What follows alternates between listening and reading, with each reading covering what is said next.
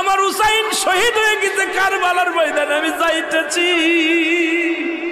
আমার হুসাইন ডাক দিছে নানাজি কইয়া, আমি রওজায় থাকতে পারি নাই রে, আমি হুসাইনের দেখার জন্য নবীজি রওজা থেকে উঠা গেছি। আলেমরা সর ইবনে আব্বাস বলে আমি স্বপ্নের মধ্যে দেখেছিলাম আমার রাসূল ডাক দে বলে, মক্কা মদিনার মানুষেরা রে আর ঘুমাস না, আর তোরা ঘরের মধ্যে থাকিস না। আমি নবীর রওজায় ঘুমাইতে পারি নাই, কান্না সহ্য করতে পারি নাই। ওদিন আমিও ফাতেমার নদীও না আমি সহ্য করতে পারি নাই। আমার হুসাইন যখন ডাক দিয়েছিল না নাজিয়া মুহাম্মাদ